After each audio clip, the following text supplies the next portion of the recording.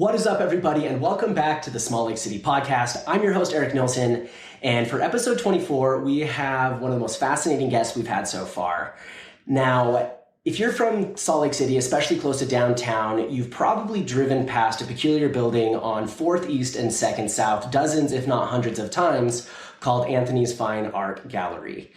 Now, if you're like me, you've driven past it countless of times but have never gone in. But inside, there's a man by the name of Micah Christensen, who is a fourth-generation art dealer and curator of art that has one of the most fascinating stories and understanding of not only the broader art community, but also the art community within Utah itself. Now, he's been mentioned by two guests before, both John Darley. A great guy to have on would be Micah Christensen over at Anthony Antiques. They just bought a painting from me, so obviously they have good taste. Yes. He just developed a book about Utah artists specifically. And Howard Lyon. So I have a good friend, Micah Christensen. Okay. And he is one of the owners of Anthony's Antiques and Fine Art.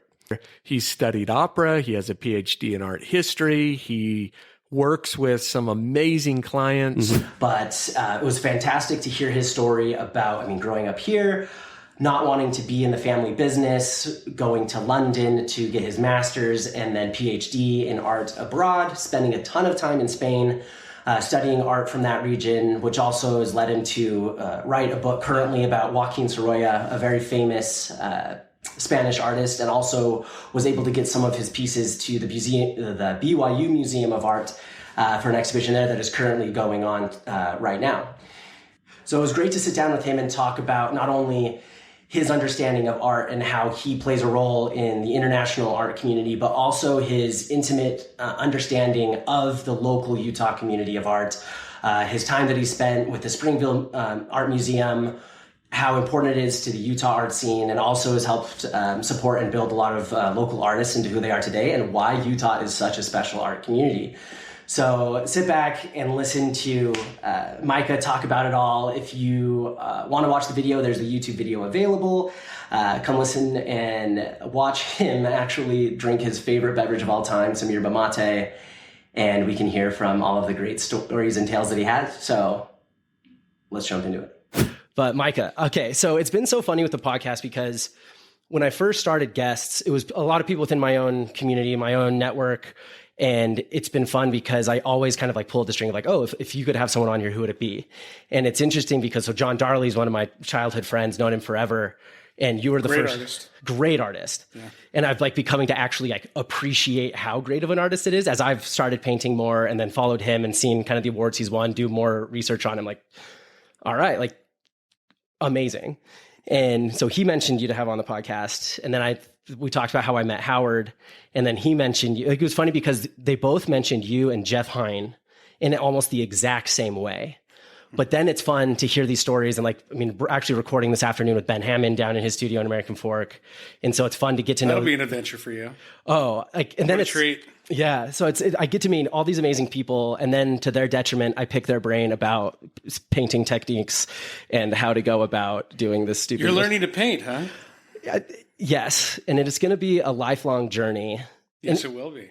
But there's nothing wrong with that. Oh, I just bought a 50 by 70 inch canvas or something around there because I just bought a house and I want to have like something I painted in it that I actually like. So it's the first time I've actually painted something for myself instead of for someone. The thing I've liked the most has been flowers. So love the colors, love the saturation, love the process of like looking at a picture of a flower being like, I have no idea how I'm going to do this. And then by the end, you're like, oh, like you see here in the saturation, here in the light has to hit, like just understanding it more. Do you have any background in art? No, my family is probably one of the least artistic families I could ever come from. A lot of doctors, a lot of athletes, but no one with that. Actually, no, I should take that back. My oldest sister, Britta, she's a photographer, but kind of taking a sideline to motherhood and other things. It's a great origin story. Just run with it. Go for it. I encourage you as much as you possibly can do it. Go out and do it. My only advice is, and my PhD was in how artists were trained. Yeah.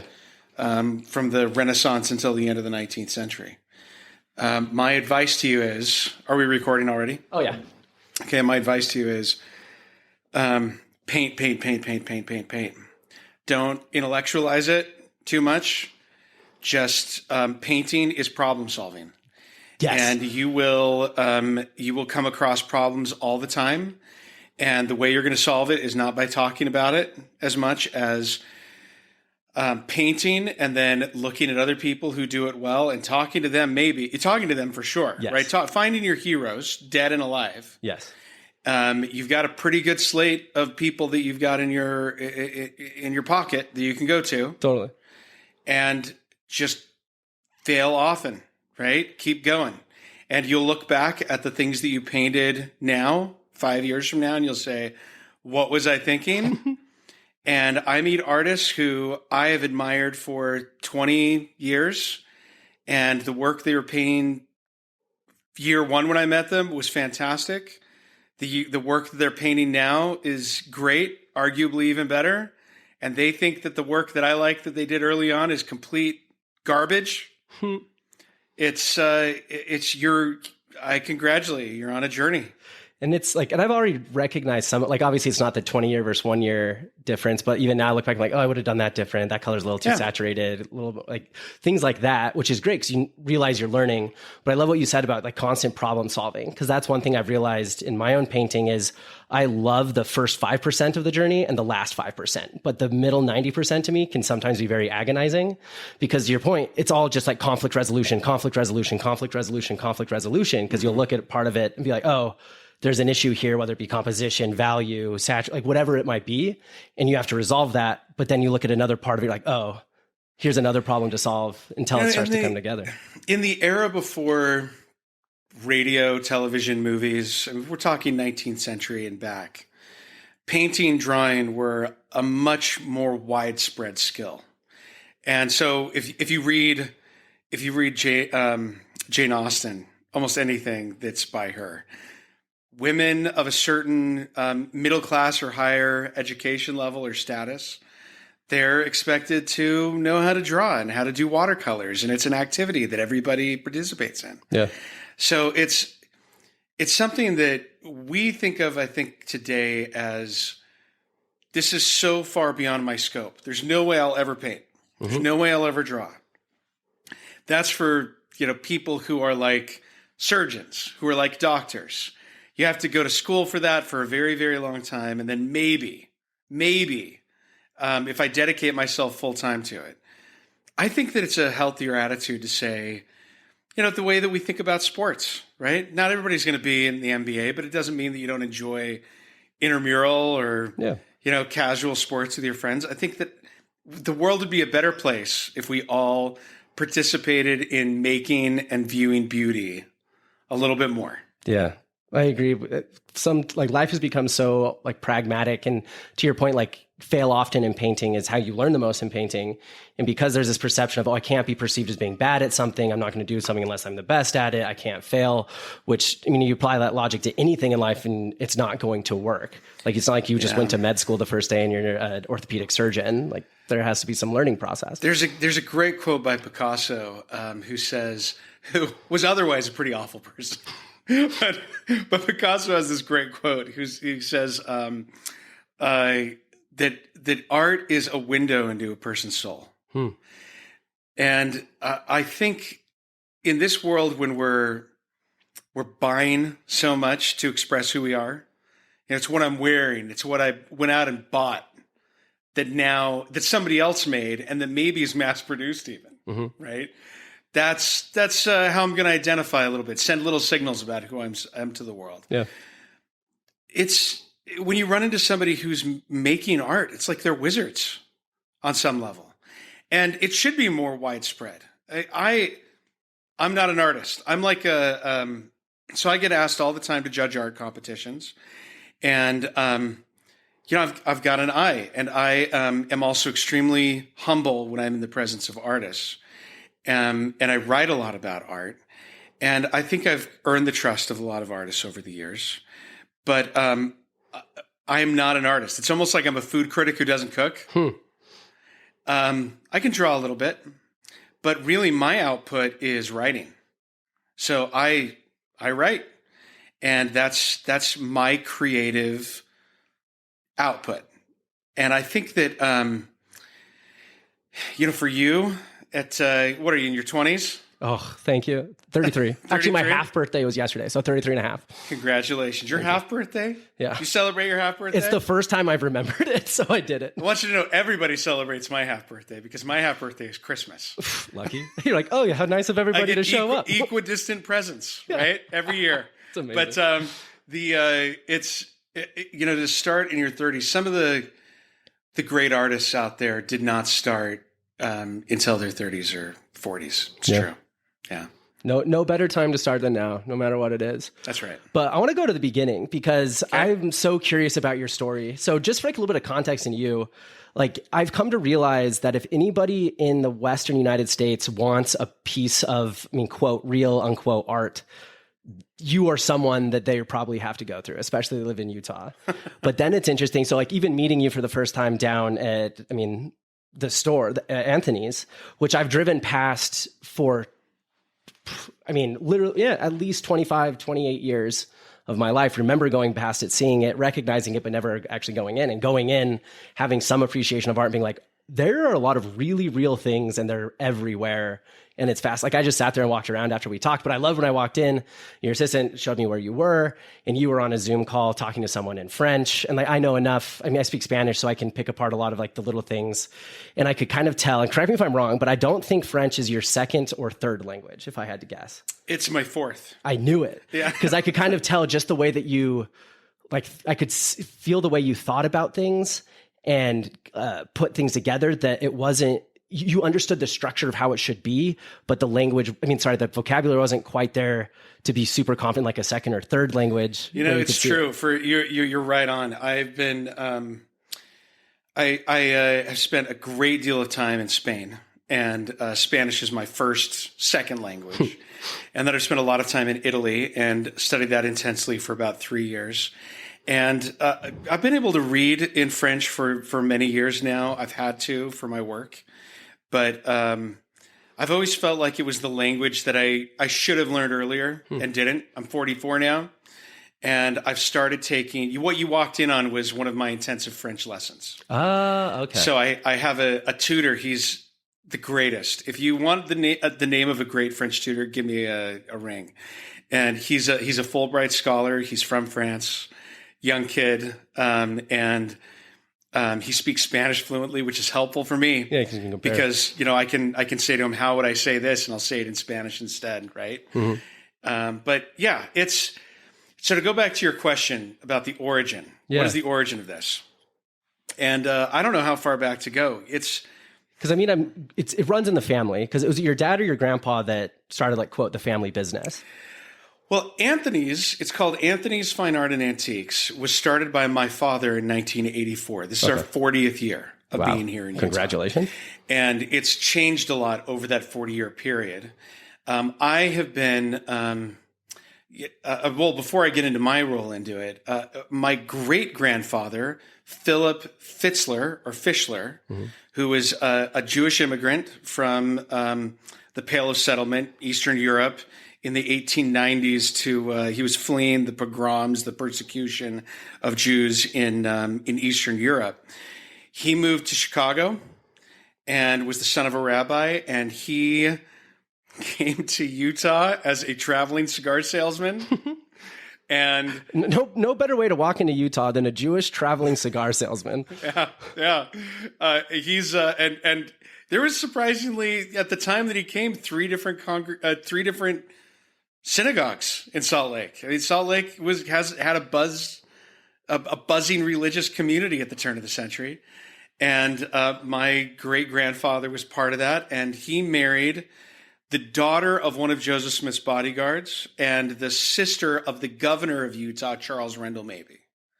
So on my father's side, and he also had a secondhand furniture or antique shop. Of course.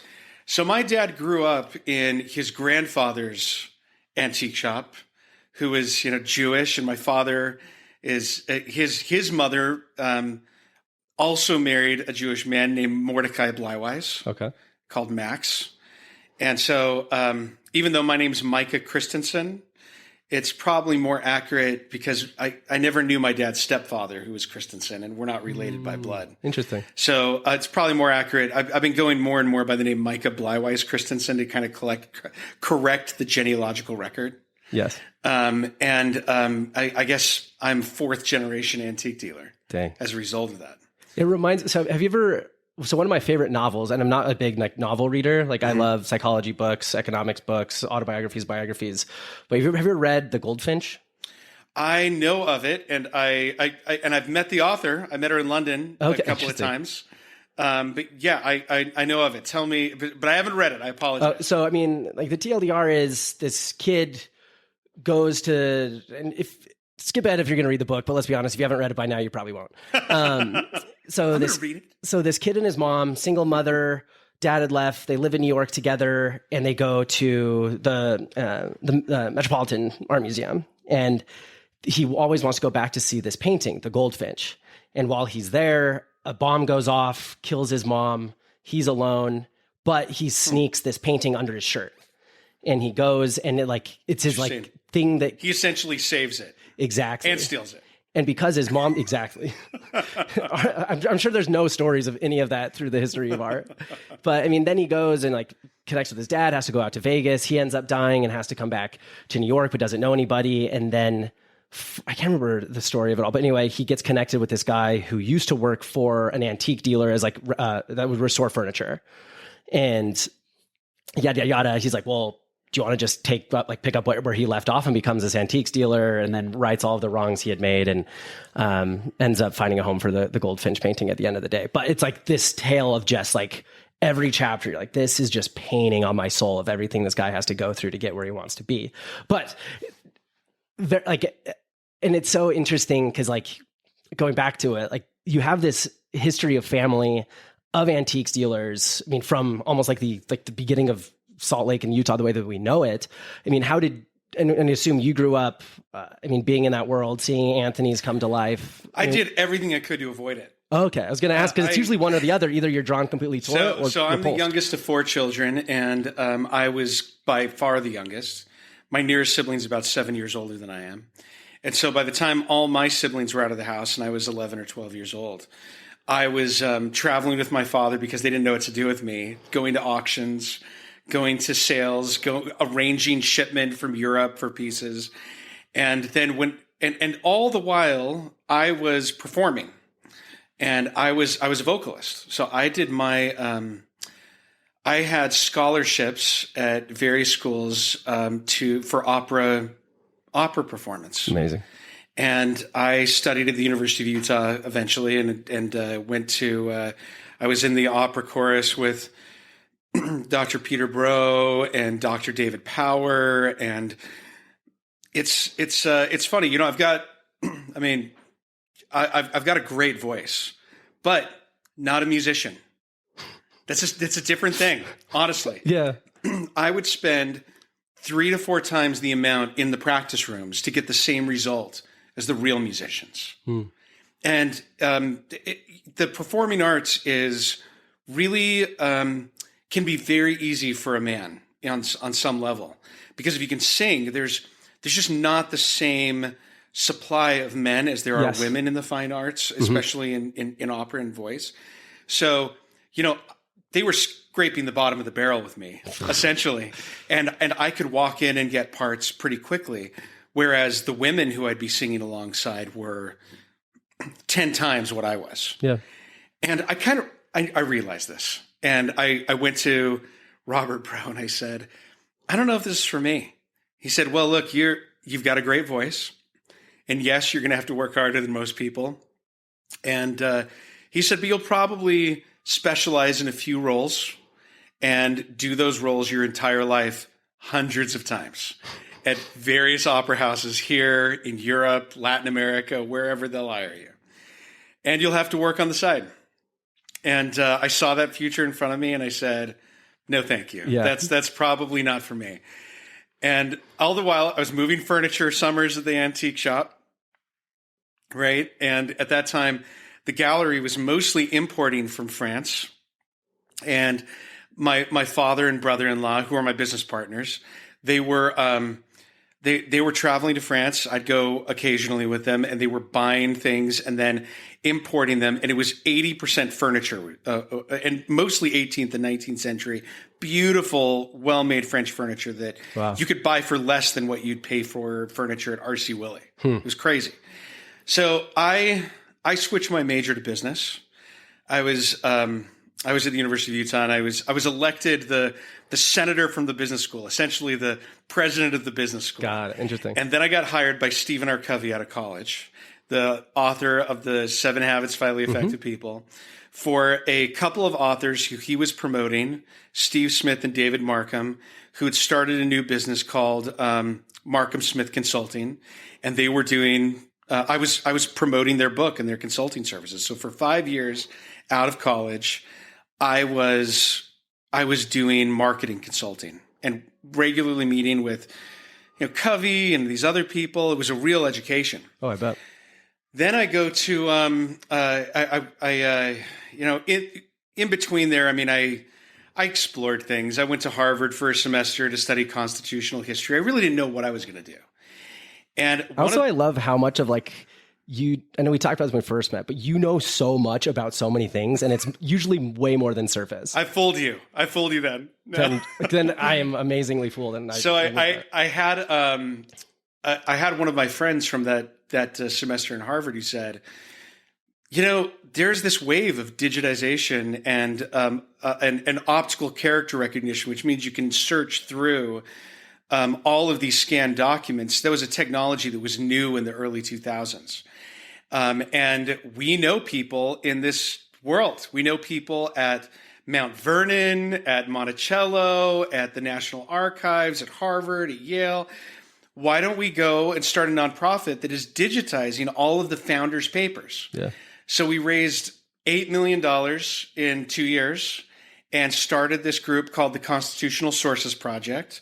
And I was working out of DC most of the time. And I was about to put money down on a home in DC and quit my job with Markham Smith.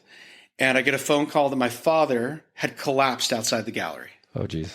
And he called me from the hospital and said, I don't know how long I'm going to live. Could be weeks. Doctor's telling me at most it's months. And there are a lot of people depending on the gallery. And of all of my children, you're the one who probably has got the most knowledge in it. You haven't really been involved in it for 7-8 years.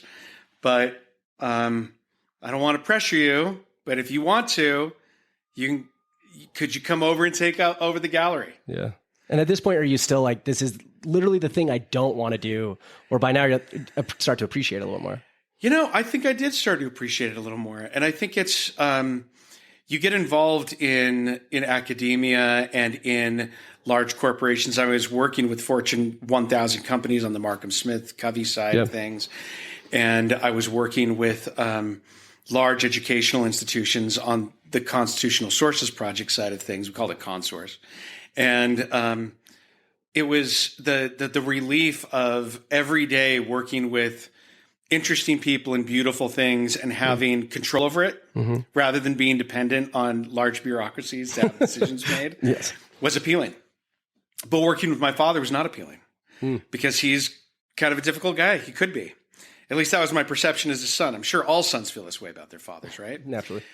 So I go, we made the decision, my wife and my wife is unbelievable. I mean, I married way above myself. She is from Florida. She went to NYU and studied theater at the Stella Adler School of Fine Arts. I mean, her classmates are Academy, Tony Award winning, Emmy Award winning actors. And we met as missionaries in Chile. And then she went to law school at BYU. And she's a pro bono lawyer who works with people who are abused and under the poverty level. I mean, you couldn't find somebody who's like more of a genius, who's doing more of a, good work. Yeah. She just said, I can do what I'm doing wherever. Right. So we go back to Utah and start working at the gallery. And my dad, over a period of about 6 months, gets better. I was going to say, because you talked about how you still own with your dad and your brother and brother-in-law. So like there's a recovery story. I can feel it. It gets better, and I'm young, and I've got all kinds of great new ideas, I think. And he's an old dog who doesn't want to try anything new, and I'm a young guy who feels rejected at every turn, and thinks I know everything, right? Naturally. And into that walks Vern Swanson. Now, Vern Swanson is kind of legendary in the arts here and in the UK, actually. Interesting. He's Dr. Vern Swanson. He's originally from Oregon, but he was the director of the Springville Museum of Arts for 32 years. Okay. And he was a world-renowned expert on Victorian-era art and painting especially, and had written a number of books. And he had done his master's degree in the UK. And I've known him since I was a kid, and he took me under his wing and said, "Hey, I understand that things are kind of rough at Anthony's right now. And I've got an idea. Why don't you go to the UK and get your master's?" Do what I did. So I did. I went to, I go on a trip with him. The first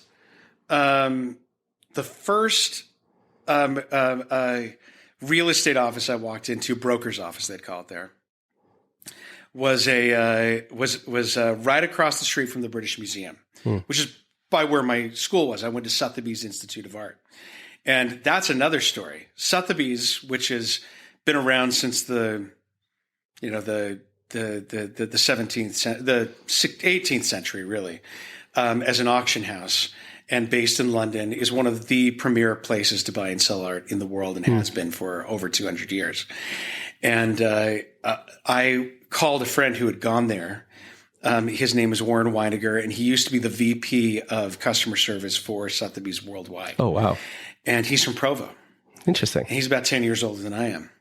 And I called him up. I said, "Look, I don't know if this is really for me. My undergrad is in opera and in marketing." Right?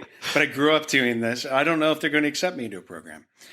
So he pulled out he said to me, "Well, what are your goals? What do you want to do?" Told him what was going on in my life. And he said, "Okay, well, I think it'd be good for you." I said, "Well, who do I interview?"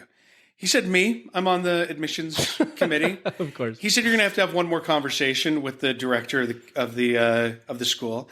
You can do that in New York or in London." So I said, "I'm going to London with Vern Swanson." He said, "Oh, that's a great entree. Vern is good friends with Lord Mark Poltimore, the head of Sotheby's, with Christie's, he said, "We all know Vern." So I go to London in Vern's presence. Red carpets are rolled out for him. And I meet with Dr. Megan Aldrich, who's a world-renowned expert on Big Ben and many of the country homes in the Royal Collection and furniture in particular. And she pulls out 100 small picture cards. They're like postcard-sized images, but they all have paintings and furniture and buildings on them. And she holds one up at a time and says, "What era is this from? Who did it? What can you tell me about it?" And I guess I got enough of them right that she said, "How did you feel at that time? Did you feel like you're like, oh, that's Victorian era, blah, blah, blah, blah, blah? Or was it like, oh, I'm sweating a little bit?" I was kind of a little prepared for it. I knew it was going to happen. Warren had warned me a little bit. So I went to the Salt Lake Public Library and I got the Sister Wendy videos that were 10 hours of world civilization history. And they were a refresher course for me. I mean, I'd grown up around it, but maybe I didn't know the vocabulary. Yeah. Right. I was familiar with it. So here I was cramming with an English nun's videotapes that I'd gotten from the Salt Lake Public Library. And I meet the people at Sotheby's and I got 90 out of 100 right. Go to the school, graduate. While I was there, I flew to, I would fly on the weekends to Madrid. You have to, the program was based on 4 categories. It was Asian ceramics, had the world experts on these subjects, right? I mean, we're talking like people who had helped found the disciplines of these things in the Western world, right? So Gordon Lang, who was over ceramics, crazy stories about Gordon, I could tell you. I mean, he's just descended from the family that was Scottish that gave up the throne to the Windsors, essentially. And he was essentially royalty himself. And the joke is that at Sotheby's, at Christie's auction house, they were business people trying to be noble. And at Sotheby's, there were the nobility trying to be business people. And that's what it was like. We were dealing basically with people who had 10 or 15 titles or more. Then there was old masters, there was modern works of art, and then there was furniture. And you had to specialize in one of them. And I decided to specialize in old masters. And I went to the Prado one day. I spoke Spanish because I was a missionary in Chile. Mm-hmm. And walked into a gallery, and there was a man who, this amazing exhibition of works of Spanish arts that hadn't really been shown for over 100 years in Spain. And I immediately thought, I want to figure out who these artists are, how they made these things. These are the equivalent of anything I've seen at the highest level in France, in England, in the United States. And almost nothing's known about these artists. What the hell's going on here? Yeah. Right? So someone in the room says to me, because I'm clearly the only non-Spaniard in the room.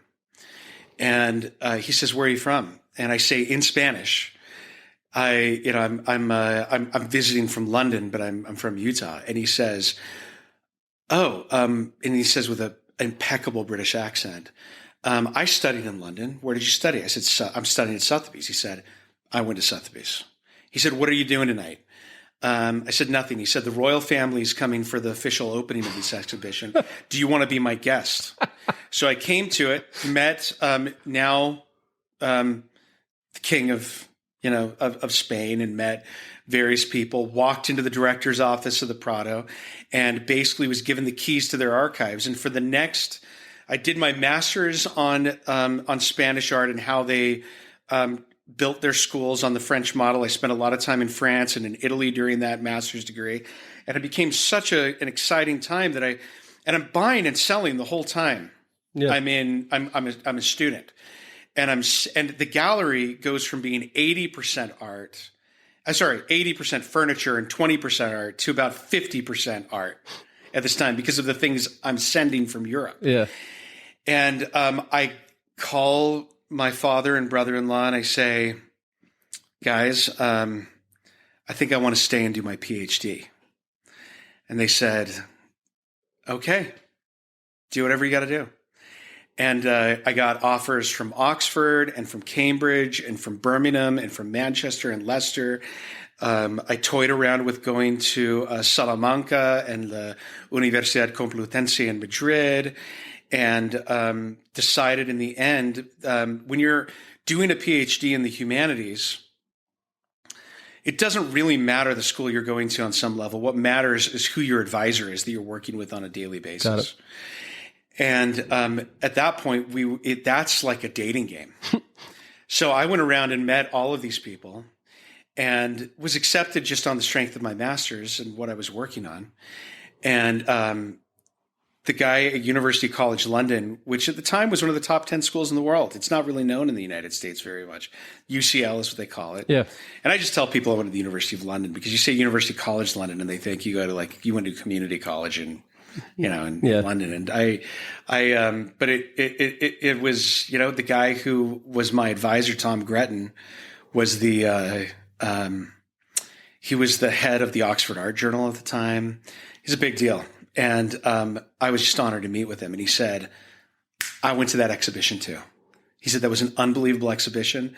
I would love to spend the next 6 years with you working on this." So that's what happened. That's amazing. I spent the next 6 years on it. I moved back to Utah, and I spent about 3 to 4 months a year in Spain, Italy, and France, and the UK while co-running the gallery and raising a family in Utah. And that went on from 2007 to 2016. Wow. That was my life. And I caught pneumonia twice, shingles twice, several urinary tract infections. I was sleeping an average of, I think, 4 hours a night. It was an intense period. It was a really intense period. And I also had a friend who became a colleague at Anthony's, Eric Biggert.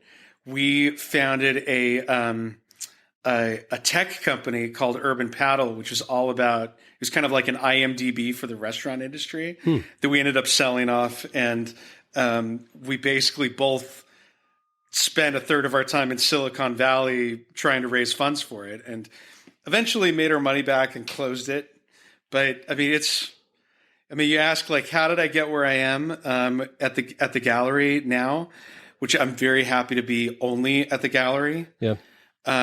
It was a crooked path. And by the time I had finished my master's and PhD and also done that Urban Paddle adventure, I'd had some of the cockiness knocked out of me. A lot of humbling moments throughout all that, I imagine. I was a lot more knowledgeable, but I was also a lot more measured in what I did. And my father, and who had been doing it for 40 plus years, and my brother-in-law had been doing it for 20 plus years. Then I went to school with them because they are as expert and as knowledgeable as any of the people I've worked with around the world in what they do.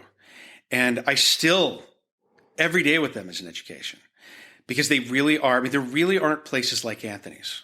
And we can talk a little bit about what Anthony's is and who our clients are and what we do.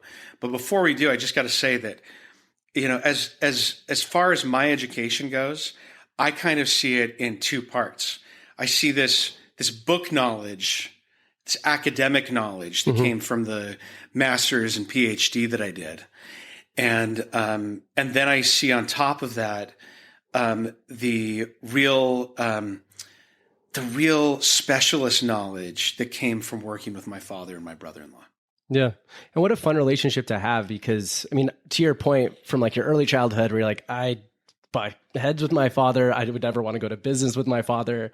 Like, I feel similar with like a lot of my family. Love them, but probably not many any that I would want to go to business into with.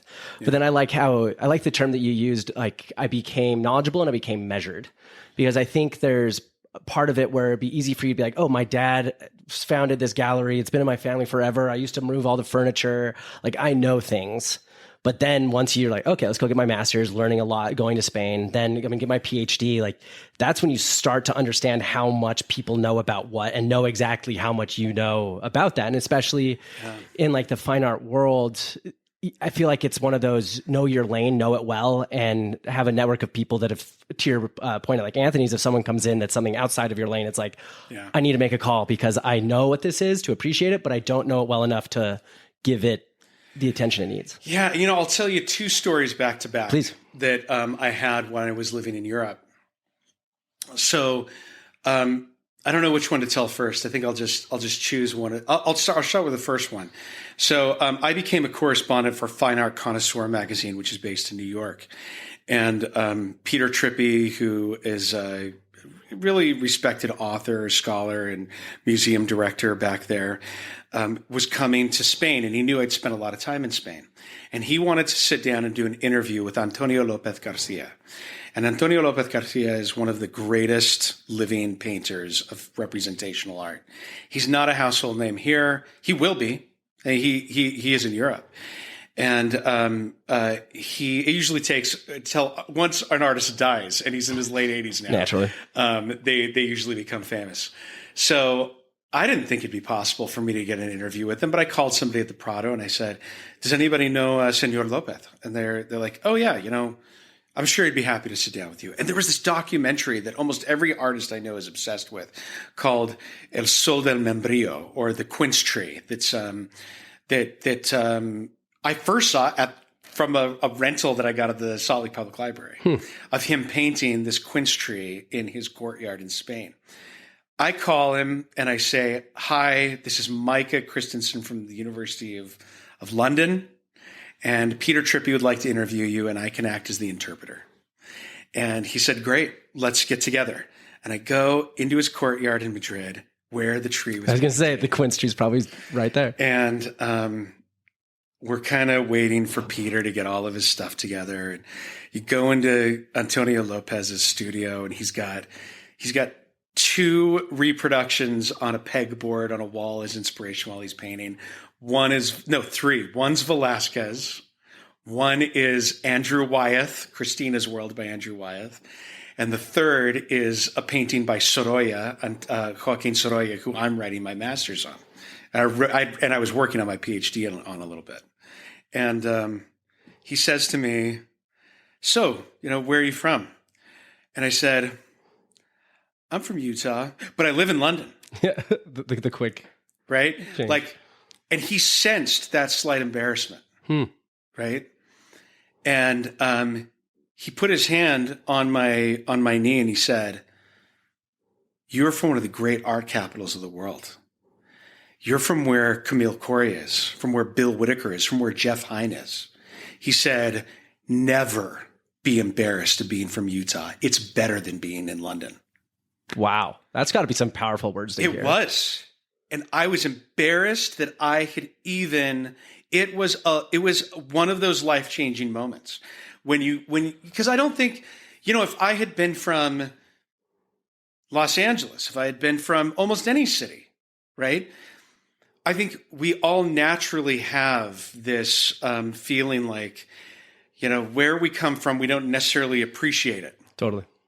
We're on this small podcast, right? Oh, yeah. And how many people have we met who come to Utah and are so excited about being in Utah and how great it is? Yes. And you think, I'm from here. I'm used to it. Right? Antonio Lopez popped that balloon right there. It was immediately, you come from one of the greatest places in the world for art. And he was right. And it was at that moment that you kind of realize the hidden threads that lead you to where you are. Why did I admire Antonio Lopez? Why did I admire the artists that I was writing about? Because I'd grown up around artists who were the modern day versions of them. I knew all the people he mentioned. Yeah. I was friends with many of them. And we live, I've since with Vern and with Donna Poulton and I've co-written the latest version of the Dictionary of Utah Fine Artists, which has 4,500 art biographies in it, dead and living. I wrote about 900 of those biographies, and about half of the 900 that I wrote were from living artists. We have more artists per capita, fine artists, and that's an important distinction, per capita in Utah than anywhere else in the United States. More than New York, more than LA. And that is something that the world recognizes. When I judge shows in New York, in California, anywhere, there's always an award-winning Utah artist in the group. And I usually find out about it afterwards. Interesting. It's uncanny. So that's story one, right? Yeah. Story one is, I had to learn that where I came from, not to be embarrassed of it. And that was my fault, not anybody else's fault, right? I feel like, I do it too. I feel like a lot of people can attest to that, especially growing up in Utah. You're like, yeah, it's home, it's whatever. Yeah. You take a lot of the things that people are gravitated to for granted. But then once you leave, get that perspective, have someone you idolize to tell you how great it is, you start to come back, you're like, oh, great appreciation. Absolutely. So then pair that with this story, which is one time I was flying from London to Madrid and I'm talking with the stewardess in Spanish on the way there. She was from Valencia and she knew a little bit about art and she'd seen me on that flight multiple times. And this guy had overheard us and he's wearing this impeccable Savile Row bespoke suit. Perfect received pronunciation, British accent. And he says to me, I'm not going to try and do the accent. I feel like I missed the opportunity, by the way, to fake a Cary Grant-esque accent when I came back from London. Oh, I could have done it, right? In the art world, you can be eccentric, but oh well. Maybe it's not too late. But he says to me, can I travel in with you? I don't know how to get a cab, really. I'm here doing a real estate deal, and I'm staying at the Ritz. And I am not staying at the Ritz. I'm staying at a business hotel. And great, we'll drive in together. So 30-minute cab ride, and he tells me all about transcendental meditation. where he's a practitioner of it, and he's been leading a group. And I tell him all about being from Utah and the religious background I have, and being Jewish and Mormon or Latter-day Saint, I should say. And we get to the hotel, and he says, "Hey, by the way, what do you do?" And I said, "I'm an art historian and art dealer." He says, "Great. Where are you staying?" I tell him, "Great. Go to the archives of the Prado, work all day in their archives, get back to my hotel. And my little hotel light that I've got a message is blinking on my phone. And it's from him. And he says, meet me tomorrow morning, 9 a.m., breakfast at the Ritz Hotel.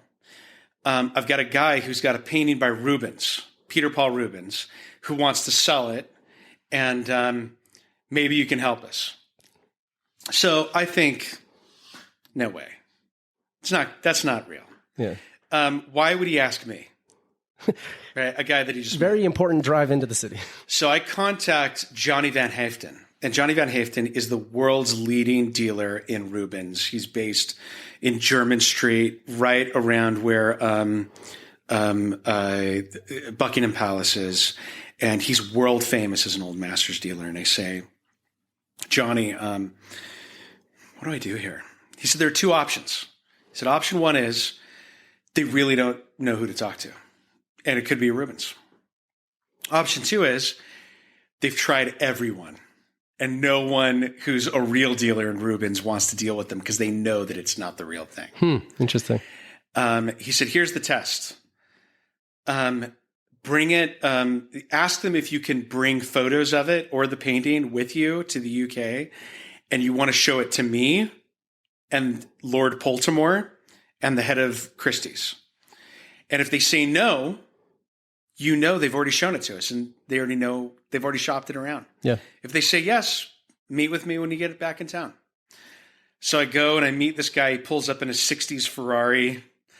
We have lunch right next to, the Crown Prince, or brunch that is, next to the Crown Prince, who's meeting with, one of the Omani families, and it's surreal, right? And here I am just, working on my degree, and he pulls out this photo of the Virgin holding the Christ child and surrounded by angels. And he's got all these chemical tests and these verifications on it. And I say, "Can I show it to Johnny Van Haften, Lord Poltimore, and Christie's?" And he says, "Yeah, why don't you go ahead?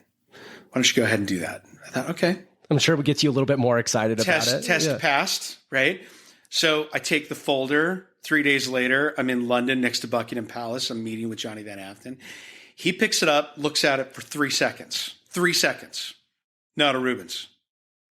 I said, "Why not?" He said, "It's of the right age." He said, "The face of the Virgin and the hands of the angels are wrong. It's not a Rubens." He said, "It's probably by the studio or an imitator who's living at the same time. Circle of Rubens." He said, "You don't believe me? Go across the street to my competitor, Cognali, who just sold one to the Getty and to the Louvre, and see what he says." So I go across the street. Don't tell Cognali that I just dealt with Johnny Van Haften. He looks at it for 6 seconds. Not a Rubens. I said, "Why not?" He said, "Face of the Virgin, hands of the angels, they're not right. Circle of Rubens or somebody working at the same time."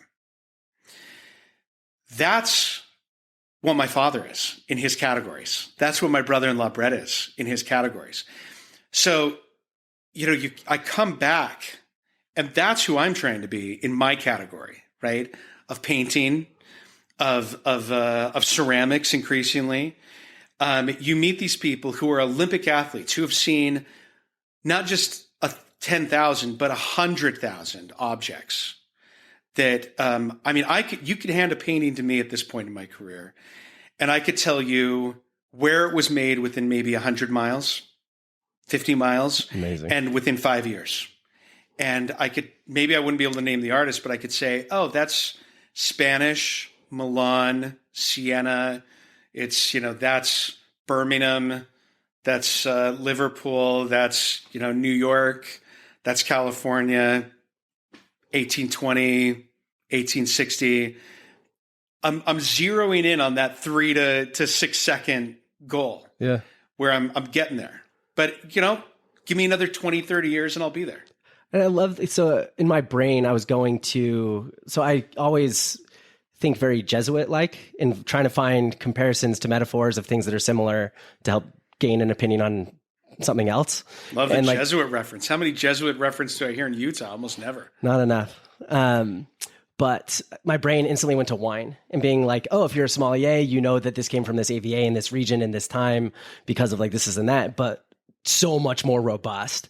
And it's such a fascinating thing to be able to know. Cause like someone who respects art and is learning about art and I mean, to create art, but the thing that like you kind of alluded to it too, the history of art is so robust and there's so much nuance and understanding. And it's like why people have to kind of pick a category and get this depth in it compared to knowing a little bit about everything. Cause that's not going to help you. I mean, in this Rubin situation. Yeah. And you know, it's, if you were to walk into Anthony's today, which you did recently, yes. There's everything from Asian ceramics dating from the Ming Dynasty or even the Tang Dynasty, all the way. And we have a sarcophagus from the Ptolemaic era of an Egyptian sarcophagus from 450 BCE.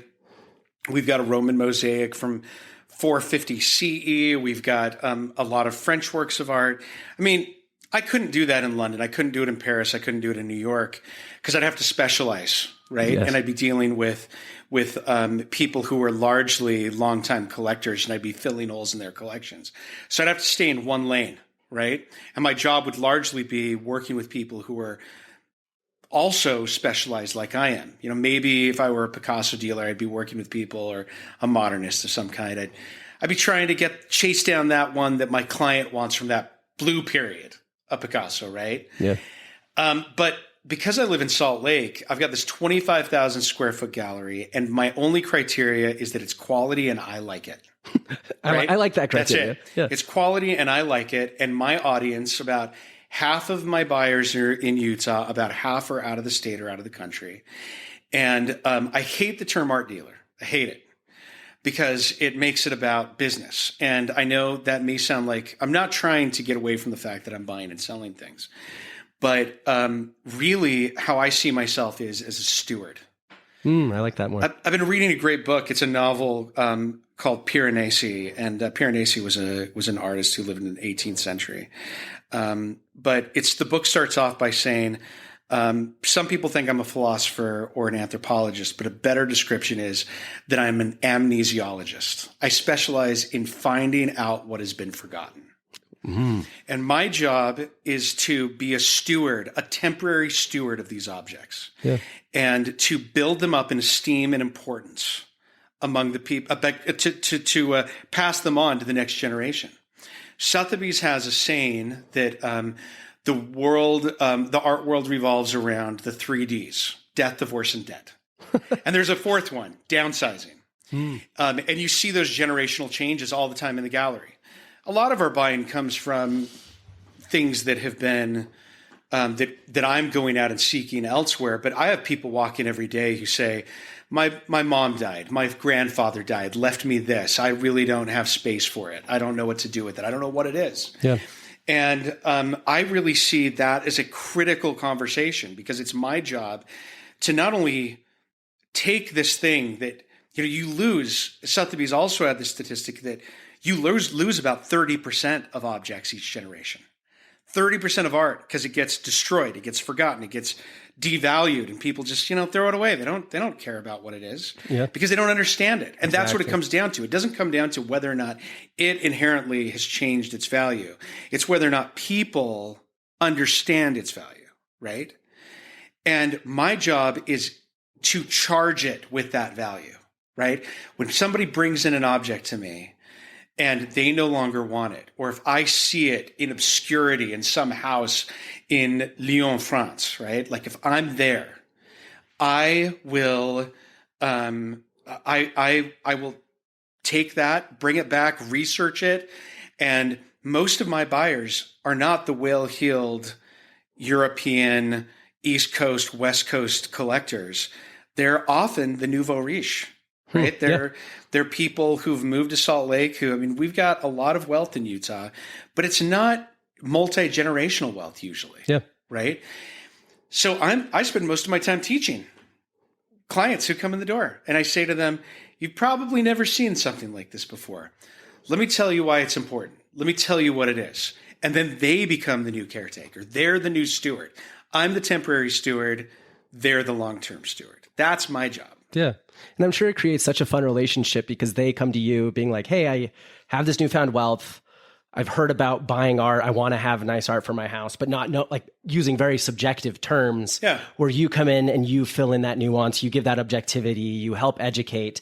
So then it might start with like this little wiggle of like, oh, well, if you're interested in this, like, here's where I would recommend investing your money. And they're like, oh, well, I learned about this and now I'm interested in this. Do you know anything about this? You're like, yes, I do. If you're interested in like, and I feel like there's this relationship that starts to build until, and it grows into something super special. That's right. You know, I was just on a panel at the Springville Museum of Art. I've been on the I want to stop there because I do want to talk about the Springville Museum of Art because I feel like it's one of the best kept secrets in Utah for what it is, but a lot of people don't know about it. So if you give like a quick summary of it. It's an important time to know about the Springville Museum of Art because it's the 100th anniversary of the Spring Salon, which is the major art competition that they have there. And that is essentially the Super Bowl of contemporary art in Utah and regionally. So the Springville Museum of Art was founded, a little more than 100 years ago in Springville, Utah. Why Springville, Utah? And it's because there were two artists there who became renowned. One was Cyrus Dallin. Yes. And Dallin's a sculptor who was born in Springville to pioneer parents.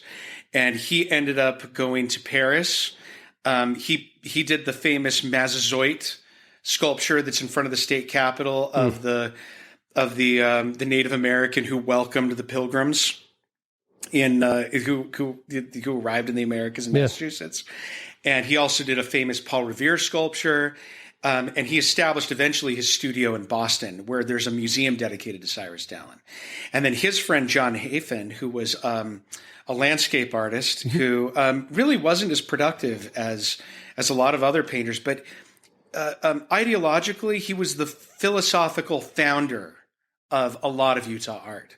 Because if you go to other places, in Utah, like I said, we have this disproportionate number of artists that come from our small population. Right. And I would say that 7 out of 10 artists in Utah are landscape painters. Why are they landscape painters? Because we live in one of the most amazing geological regions in the world. Oh, yeah. And why would you be a history painter or an abstract painter in Utah? Not saying anything against that, right?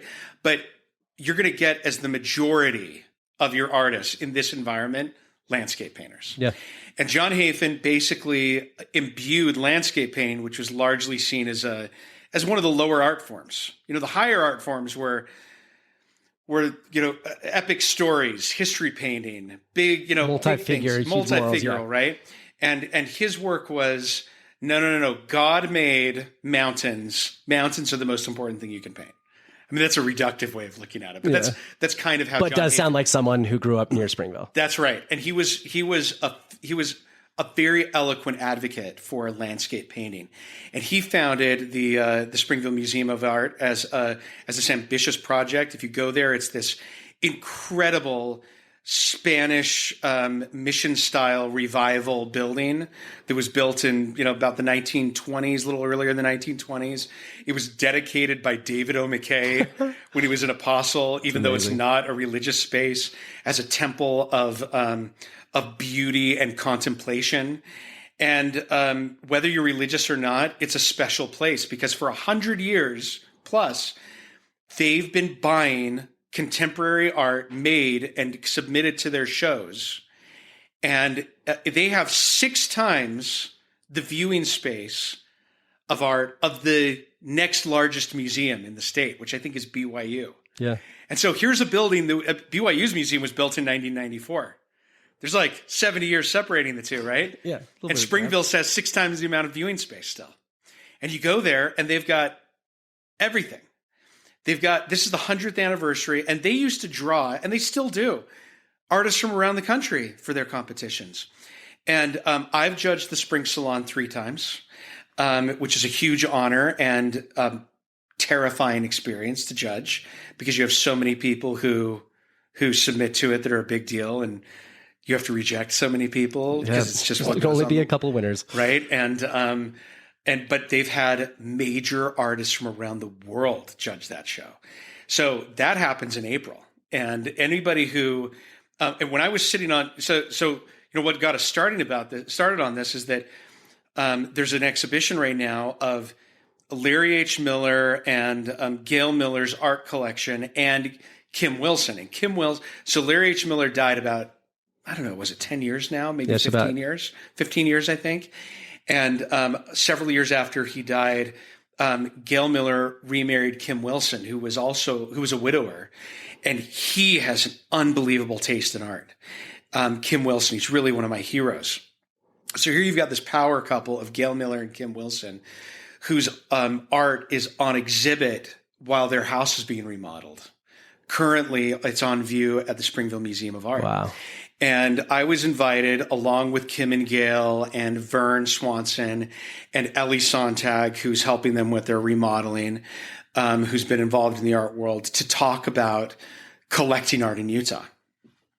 And we had a lot of conversations about this idea of, you'd mentioned the idea that, maybe I'm objective when I help people who are decorating or putting together their house. And Anthony's isn't purely about collectors. The pandemic was a lot of people were coming back to their house. Yeah. And they'd hired somebody who was a decorator to decorate the house. And now they're living in it during the pandemic. And they've got money because they're not going on vacation.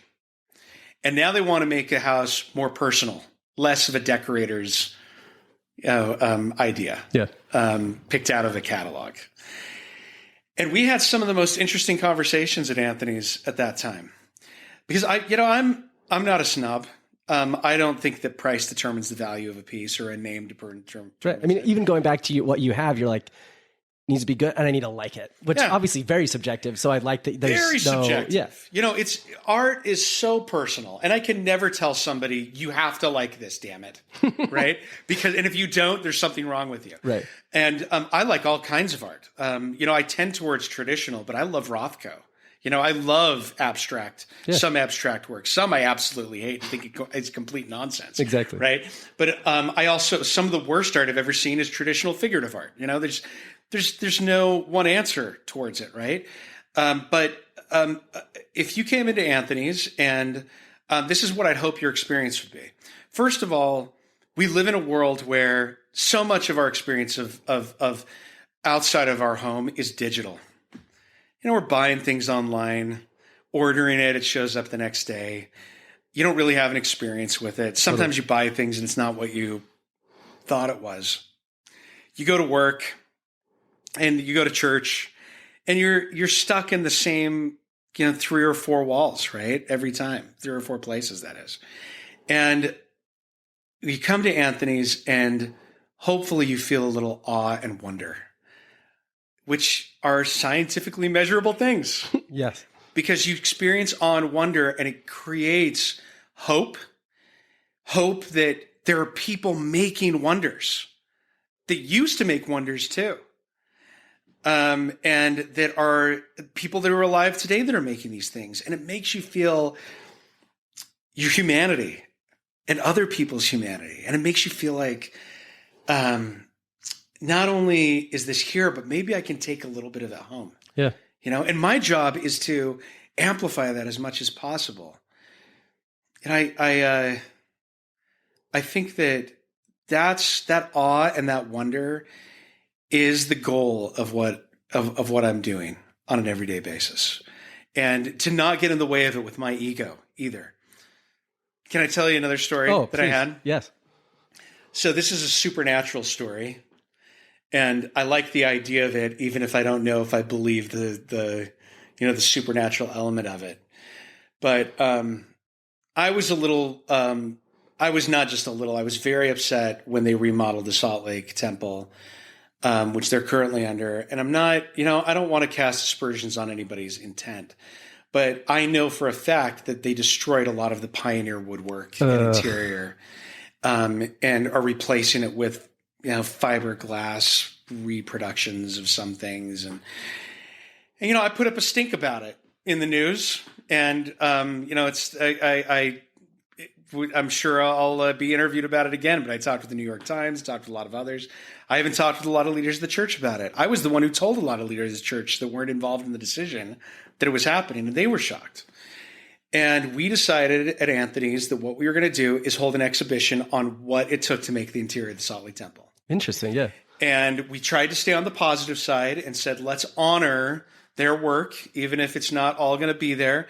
And by the way, I don't think the people who did it intended to do what they did. And I think that they're very excited about it, and it's going to be okay, I think, right? Yes. And there's still time to honor a lot of their contributions of these ancestors. But in any case, I found myself in this really strange situation just after the pandemic, where we had this exhibition where we'd blown up a lot of the interiors. We had furniture from the craftspeople who'd worked at the Salt Lake Temple, these pioneers who were working with limited materials, making wonders in our region, that when the press came in the 1890s from New York, from San Francisco, to write about it, they said, how are these people making this stuff in this beautiful building in the middle of the desert? Yeah. So one day, the head of this guy comes through the gallery, and it turns out he's the head physician over Cedars-Sinai in New York. Oh, wow. One of the premier hospitals in the world. Yes. Right? He oversees 3,000 doctors, and he's looking around, and he stays for like an hour and a half walking around. And at the end of it, he said, do you mind if I share with you a story that I haven't really shared with many people? And this happens a lot at the gallery. People open up in ways. Sometimes we'll find people in tears, and he was crying a little bit. He said, look, I don't know anything about the Salt Lake Temple except for what I've read today. And he said, I was a resident in Paris, of all places, from the last year of my medical training. And I was at the General Hospital in Paris, and it was the 1970s. And the director, who had been the director for 35 years of the hospital, was retiring. And he said, this is all in French. He gets together all of the staff for one farewell talk before he leaves as the director of this general hospital in Paris. And he had gathered all of the life after death experiences that had happened under his watch. Anytime somebody was on the table, had died, and come back to life, he would interview them over a 35-year period. Wow. And he said, he gathered together all the stories, put them in a book, and gave them as a gift to everyone who was at the hospital, including me. And he said, I don't think it was published anywhere else. He said, I've got a copy of it. I'll send it to you. And he said, he said one of the people raised their hand and said, Monsieur Docteur, what was l'expérience plus commune de la mort? What was the most common experience of death that these people reported to you? Yeah. And he said, everyone who said they left their bodies, they said when they walked through an object, they immediately knew who had made the object and who had used it over its lifetime. Wow. And he said, this doctor who told me the story said, I don't know if that's true. But he said, isn't that a beautiful idea? Yeah. And he said, isn't it a French idea? And at the same time, I just read a story in Japan that they have a similar tradition, that objects, as they get handled by humans, the soul of the human gets rubbed onto the piece, and eventually the object gains its own soul. And they're called sakumogami. And I think, I don't know, look, I'm not going to speculate on the metaphysical. Right. But I think that these objects that I'm the caretaker of, they have souls, some of them. Right. And in my Harry Potter novel of my life, I am the caretaker of these souls and making sure that they get to somebody who takes care of them. Right. And they're alive to me. And they've got a story that is just as real as any humans. They've got a genealogy. They've got a life, and I am a footnote in their life, right? They have a much longer life than I do, and much longer life than the person who I'm selling them to. So I'm a steward. That's my job. Ugh.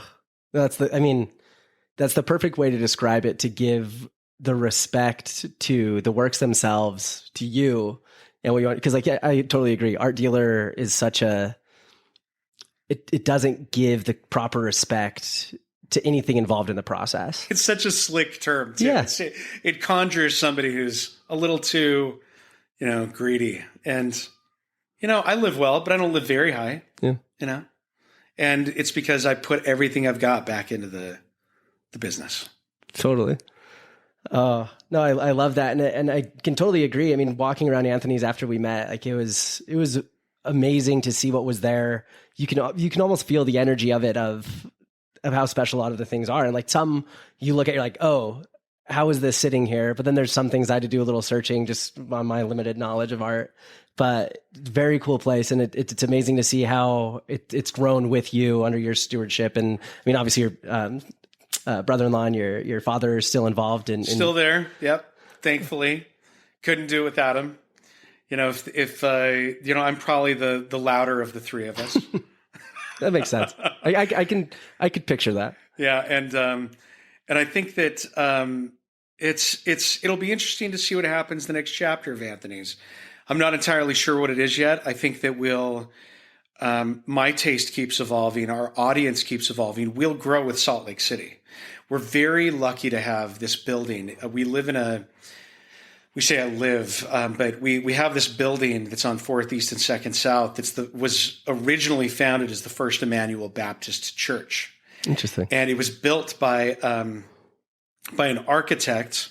His name is John Head, who came to Utah as part of the competition to build the Capitol. And he didn't win the competition. He wanted to build a kind of Gothic revival, Viollet-le-Duc style, sandstone Capitol. Yeah, could have been fun. And would have been interesting. It would have looked it would have been the same material that the city county building's made out of. That's what he wanted to use. And instead, and he was a classmate of Frank Lloyd Wright and a friend of Frank Lloyd Wright. Oh, interesting. And he's an interesting guy. He did the Walker Building. He did which is the one that's got the tower on top of it that's not too far away. It's an iconic Utah building. He did a lot of other buildings in Salt Lake and churches. But the Baptists, there was a contingency in Utah where there were the Latter-day Saints and there were the Gentiles, right? And the Gentiles were just everybody who wasn't a Latter-day Saint. But there was a group of Baptists who were part of the Fort Douglas troops. And Fort Douglas is up at the University of Utah now. And they decided that they were going to raise funds from all across the United States to build a Baptist temple, in quotation marks, in Salt Lake. And they were going to reconvert the Mormons to Christianity. And they recruited John Head to build it. And they occupied it from 1911 to the early 1960s. And then they sold their building to the Church of Jesus Christ of Latter-day Saints, who turned it into a rec center. And then it was a bank. And we bought our building in 1994 for its 25,000 square feet, modernized, earthquake-proofed, elevators. It had been an office building, but it had been vacant for 5 or 6 years. We bought it for $600,000. You couldn't buy that building for $10 million today. No, not even close. No, we were very lucky, and it's what makes us competitive. So we're able to, we own it entirely, and our competitors are in New York, in Paris, in London, in New Orleans. And a few years ago, we competed on a bid to redo the flats of the royal family of Oman in London. And they got bids from people in London, Paris, and New York, and us. And we underbid for the same quality everyone else, but we were 30% less because we don't have the overhead. Yeah. We had everything brought over from France. We have our own warehouse on Redwood Road, and we've got our own craftspeople who are largely Latinos because they have an amazing unbroken chain of wood carvers going back. Europe lost its wood carvers in World War I and World War II. Latino Americans didn't, right? Because they didn't have World War I. Interesting. I never thought of it like that. Interesting, right? So we were able to do that, recarve, fix everything, customize things here, send it back to London, and beat our competitors because we're in Salt Lake and we don't have overhead. Yeah. It all comes back to that's the business side. It's helpful to have like, yeah, if we can. And that's not what I built. That's what my brother-in-law and father built. That's the magic of it. Yeah, I'm curious about the future too, because I feel like there has been this reemergence of art and appreciation for it. Maybe it's just me and the way I see the world recently, but I feel like there has been more of appreciation for it. I mean, do you see similar things, or like where do you see like your world is this in art, and where do you see it going? It's interesting. Utah is it's always in flux and it's always growing. I'm equally parts frustrated with Utah and really optimistic about it. I read a statistic that around the time of the pandemic, we had more millionaires per capita and more passports per capita than anywhere else in the United States in Utah Valley. Is Utah Valley a bastion of culture, even though they've got money and more passports? No, it's not. We have fewer museums per capita than anywhere else in the United States, second only to West Virginia in Utah, right? More artists per capita. Most of those artists have to sell outside of Utah. Yeah. Right? And I hear that frustration all the time from artists, right? I had an experience a few years ago, and I'm going to go down a negative route here, but it's going to be redeeming at the end. So stay with me, guys, right? But I started this nonprofit called the Zion Art Society. And the whole idea was we were going to promote contemporary artists. And this was essentially the tagline. The Renaissance was made of Michelangelo and the Medici. We have enough Michelangelos. We need Medicis. Interesting. We need patron, right? We need patronage. So we got this family in Utah Valley, probably worth $200 or $300 million. I remember they said, I told them what we wanted to do. We wanted to have a fireside at their house, essentially. Pick the artists. I'll pick them if they didn't want to pick them. They picked 5 great artists. We flew a couple of them out, one from New York City, one from California. Had it all work, the work set up in their house. They invited all of their wealthy friends. This is at a time when the Model X Tesla had just come out. Okay. And so this family, like for sure, had their 2 X-Wing cars in the driveway as everybody showed up. Of course. They had a swimming pool with a waterfall. They had an Italian imported gas range in their kitchen. They had $100,000 stereo system. There's a statistic that we have more square footage per person in our homes in Utah than anywhere else other than Saudi Arabia. This was definitely like one of those homes, right? No art on the walls. None, right? So my friend Warren Weiniger, former VP of Sotheby's, he's from Provo. He happened to be in town. I said, come to this event. We're gonna rope in a bunch of Medici, right? Yeah. Come and see it. It's gonna be awesome. You're gonna be amazed, Warren. Have the event.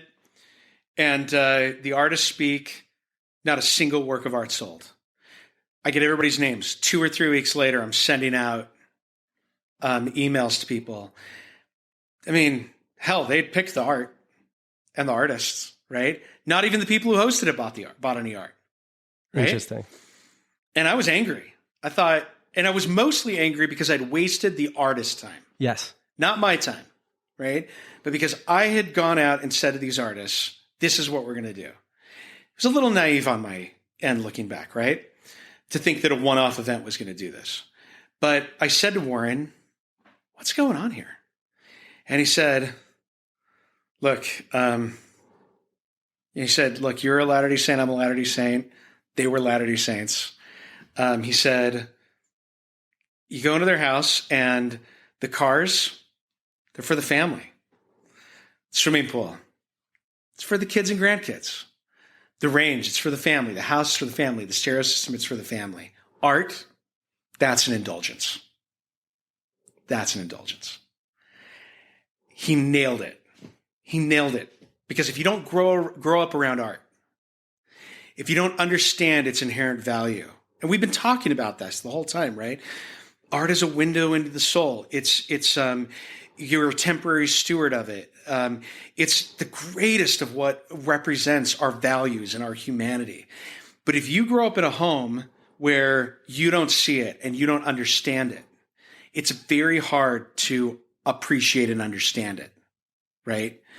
And I think that there are other art forms we appreciate in Utah. We understand music. Everybody takes piano. We understand dance. We've got all of these great dancers, right? We've got these great singers. We've got great performers in Utah, right? We don't have a lot of people who hang art in their home, even the wealthy. And my goal is to try and overcome that. But when it comes into the future of Anthony's, which is what you and I are talking about in this part of the interview, right? It's that I've seen more and more people move to Utah who do have that ethic. They've come from places where they grew up with art. They come from Europe. They come from places where they have multi-generations of families who have had wealth and understood what painting are.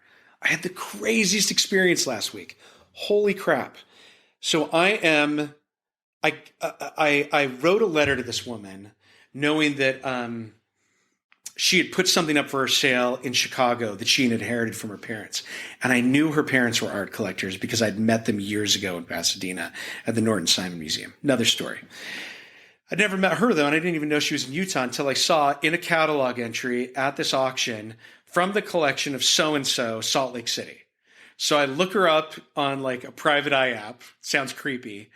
And I write her a handwritten letter, right? That says, hey, so-and-so, I saw that you put this work up for sale in Chicago by a great American artist whose work's in the Met, at the Art Institute of Chicago, at the Smithsonian. And I said, I don't know if you've got anything else by them, but either way, I would love to meet you one of these days. Please come to Anthony's and we'll have lunch together. Yeah. That was 2 years ago. I get a phone call from her last week. And I didn't even recognize her. She said, hi, Micah, this is so-and-so. I got a lovely letter from you 2 years ago. I would really like it if you could come up to my house and help consult with me on some of the things that I have. I'm looking to sell them. So I get, she gives me her address and it's up Immigration Canyon. Now, I grew up going to Immigration Canyon. I did not know immigration went up that far. Oh, yeah.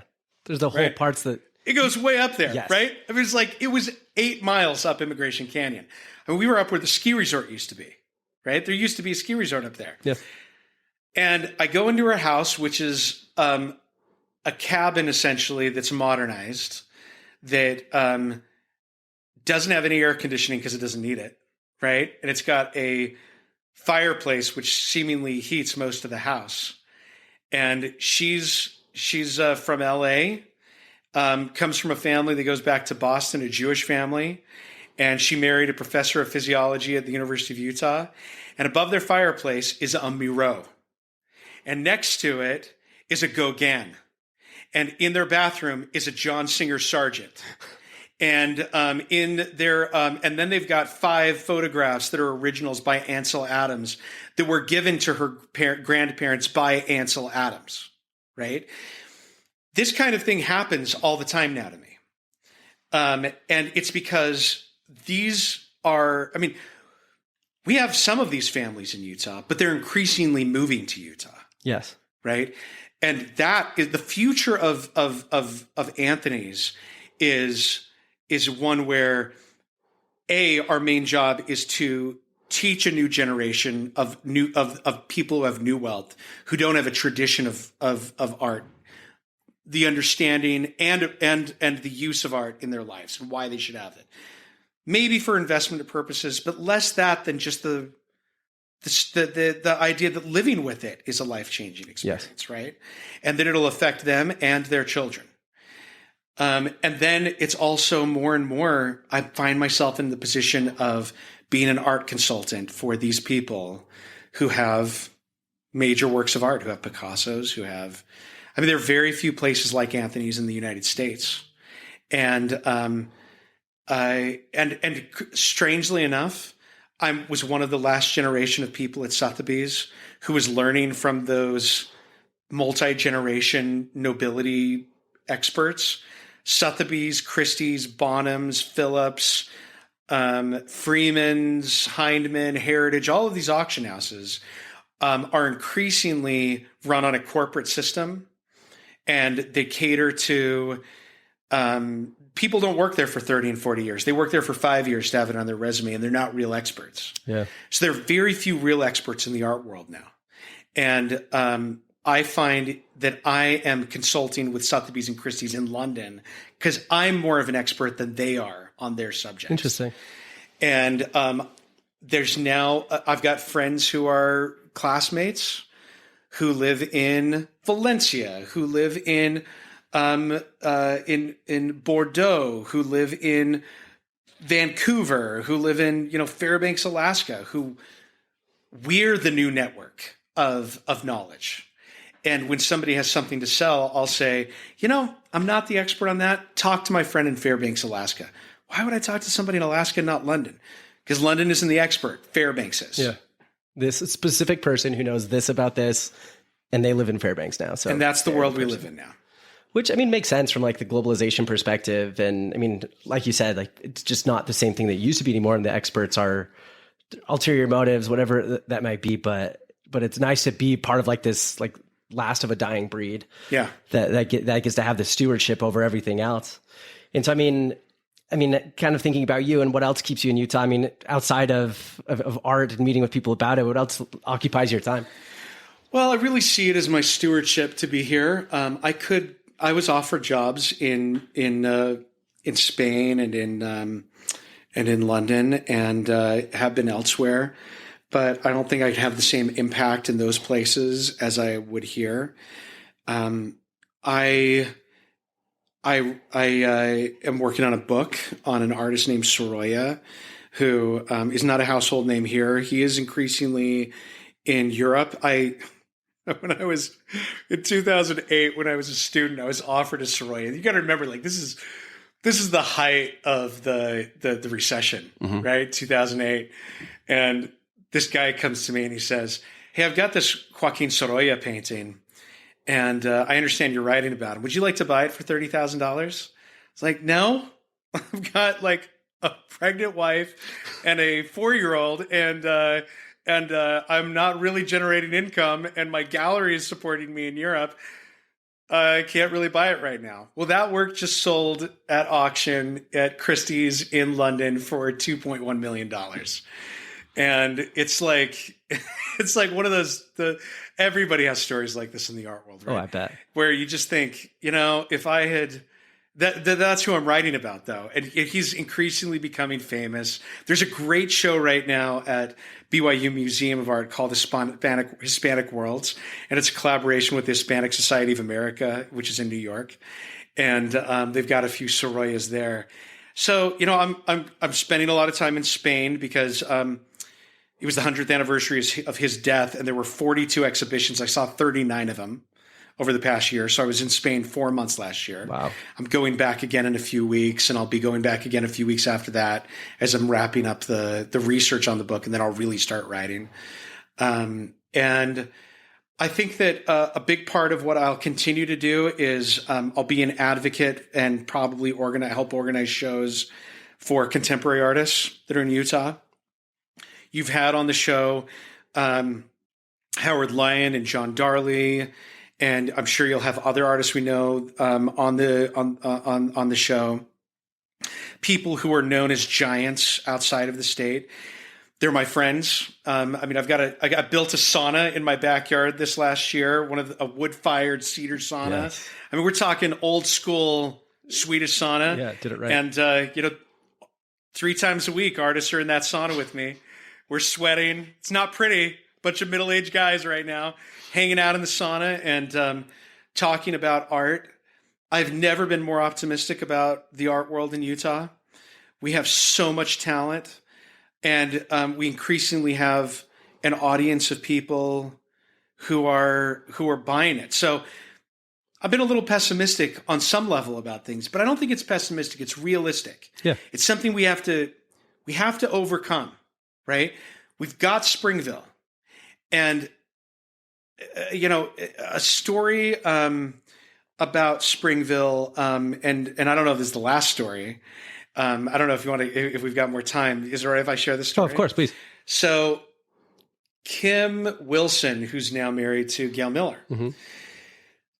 he shared a story while we were on this panel at Springville, that he was from Cache Valley, and he came from a place that had a population of 20,000 cows and 2,000 people. Sounds like Cache Valley. Right? And he's now in his late 70s.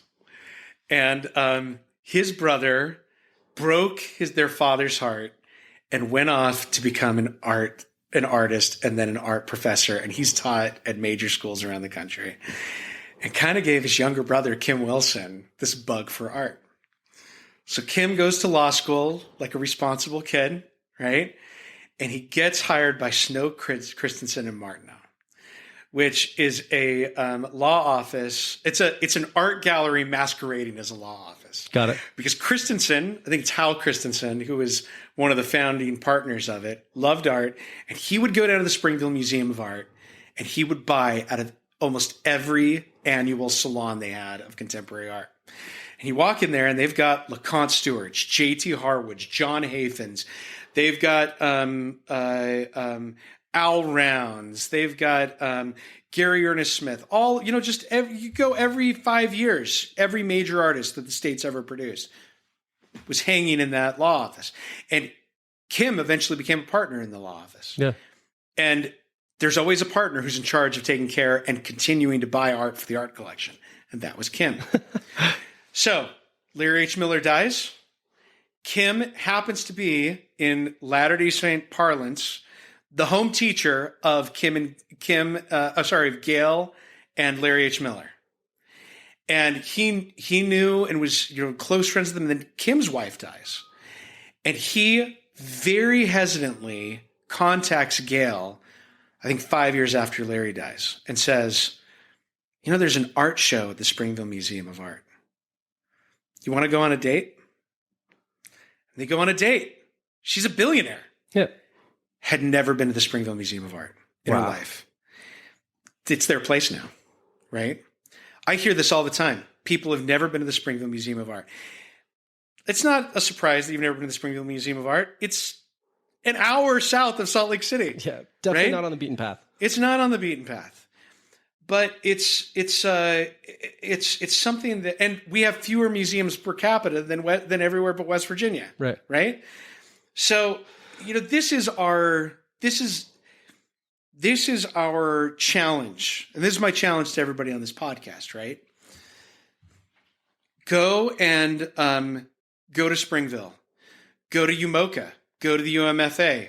These are all names of museums, by the way, right? Go to the Church History Museum off Temple Square, even if you're not LDS, because it's got a lot of history of the region and contemporary artists in it. Go visit, strangely enough, the conference center that the church has, which probably has more art up than their own museum does. Go to Phillips Gallery, go to Erickson's Gallery, go to Anthony's Fine Art, right? We have Gallery Stroll every first Friday of every month in Salt Lake City, where you can go type into Gallery Stroll Salt Lake City, and you'll see a list of every exhibition that's going on. And you will be shocked at the profusion of talent that exists where we are. We are crowned with great art. And you can buy reasonably good art for a few $100s. I do it. Mm-hmm. I've got, and my, we have a saying that a great art, that a collector's not defined by what's on their walls, but what's in their closets. And what I mean by that is, if you're a collector, you don't have room to hang everything. No. Take a page from the Chinese and the Japanese, which they had seasonal art in their house. They pull out the winter. It's time scroll. to change it up again. That's what my house is like. Yeah. I don't have a big house. My house is only 2,000 square feet. It's in Alpine. I have a tiny house, and I'm switching things up all the time. I'm buying more art than I need. Part of it is to support the artist, but part of it is I just can't help it. I'm so excited about what people are making, right? Yeah, and I'm also buying historic art that I love all the time. There's so much beauty and so much to be said that I'm learning all the time, and I am humbled by where we come from. Yeah, I'm humbled by that conversation still with Antonio Lopez, where he said, "You come from one of the great art capitals of the world," and if I was to bear testimony of anything, that's what I'm going to bear my testimony on. Yes. We come from one of the great art centers of the world where we are. So it's time for everybody to start appreciating it a little more. That's right. So go down to the Springfield Art Museum, go to UMOCA, go to everything. Take it all in because it's everywhere. Yeah. Micah, this has been absolutely amazing. I want to end with the two questions I always ask everybody at the end is, one, if you could have someone on the Small Lake City podcast and hear about what they're up to in their story, who would you want to hear from? Who would I want to hear from? I would want to hear from, let me give you one arts answer and one non-arts answer. Sounds great. Actually, let me give you three answers. Perfect. First one that came to my mind was Doug Foxley. Doug Foxley is a lawyer, a lobbyist. I know that's a dirty term for a lot of people, but he is at the center of everything from the celebration of the Golden Spike to he's behind the scenes making all kinds of wonderful things happen in the state. He's behind the scenes in helping solve the crisis with the Great Salt Lake. And he is a patron of the arts, but he's also a very practical person who's involved in legislation. And he also, I think he's got a goal to travel to every country in the world. I think there are 170 something, and I think 20 of those you can't go to as an American. Makes sense. And he's gone to 140 something. Sounds like a fascinating sit down and interview him and talk to him about not just his legislative work or his advocacy for the arts and for his putting together of the Golden Spike, which has been a national program he's put together, of the joining of the rails in Utah and the Transcontinental Railroad, but also just his journeys around the world over the past 20 years, where he's gone to 150 countries plus. Amazing. And every year he knocks 10 more off the chart. And he just came back from the South Pacific, where he chartered a boat and planes to go to 6 small island nations. Wow. And he's unbelievable. So that's one. Okay. Number 2, Jeff Hein, who you've mentioned already. He's a good friend of mine. He's one of the world's foremost figurative artists, especially portrait artists. Yep. He's from New York, and he has a very influential school of art in Utah. I joke with him because he told me that he has, I said, how many students do you have at any one time? He said, I cap it at 12. And I said, oh, so like you're Jesus and they're the 12 apostles? And he says, well, maybe I should add 13 or knock it down to 11. I said, no. Okay, 12 has been tried. I just hope you don't have a Judas among them, right? What happened to Jeff? Well, you're never going to believe this. No, you'll never believe it, but he's still, so Jeff Hein would be up there. And then, somebody who she would be shocked. Is this going to go public, what I say? Probably. Okay. I think an interesting person to talk to would be Julie Freed.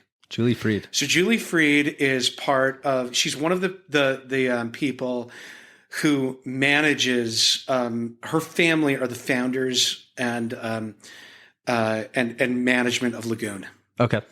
And Julie's young, she's dynamic, and she is a very passionate person who is behind one of the great institutions in Utah. Her father was a longtime friend, recently passed away. And I didn't know her very well until her father passed away. And frankly, I don't know her super well now, right? Yep. She's about 10 years younger than I am, maybe even more. And but every time I interact with her, I'm shocked at her her maturity, her energy, and Lagoon when I was a kid was interesting, but not as huge of a deal as it is now. Yeah. And it's just gone from strength to strength. And a huge part of that is Julie. Interesting. So I talked to her. So I'm trying to remember if this is true or not, but I think I actually met Julie here on New Year's Eve via some other friends. So I'm curious if it's the same. Wouldn't surprise me. She's probably involved a lot in the community. That we don't necessarily go in the same circles. Her dad was a collector, and that's how I got to know her. There are a lot of people that you should probably think about over time. Scott Anderson, the president of Zion's Bank, just announced he retired. They're celebrating their 150th anniversary as a bank. Yep. And he may be interested in talking about the legacy of that bank. And Kim Wilson would be an interesting person to talk to. Definitely. Yeah, I didn't know his history in art, but yeah, that's fascinating. And I would another person. I already said 3, but now I'm on like 6 now. Yeah, here we go.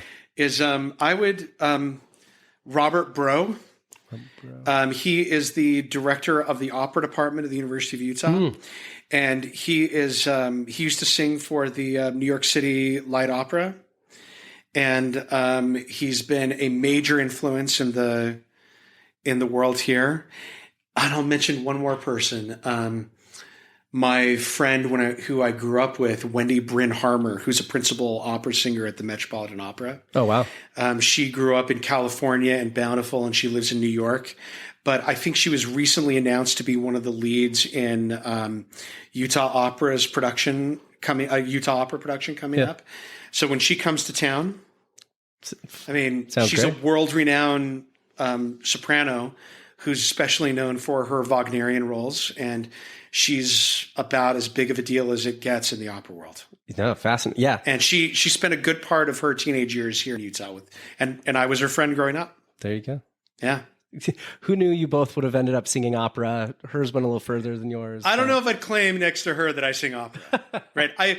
My dabbling in it leads me to appreciate what she does. I like that. But she's the real deal.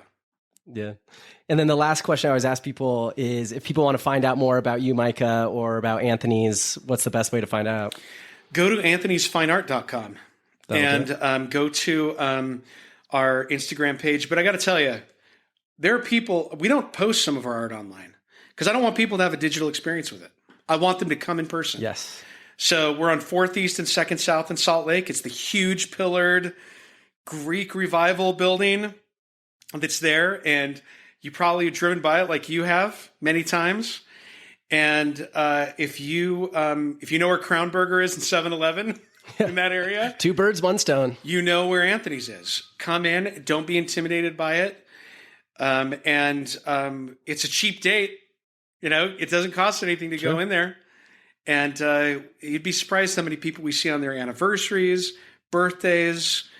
After someone's died in their family, they come in just to be surrounded by beauty. Yeah. So if you're looking for comfort, if you're looking for awe and wonder, if you're looking for, an uplifting experience, come to Anthony's. We'd love to have you. Absolutely. And can attest, not only because I studied architecture as my first major in college. So I love a great art, like a great building, especially interior and exterior.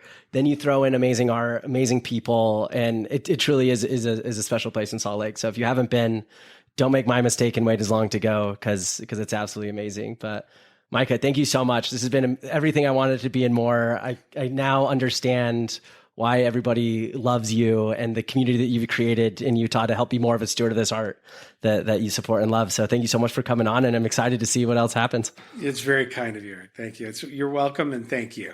Yeah, I will be in soon because I need to show off Anthony's to more people. Love to have you. Absolutely, boss. Thank you. Oh, man.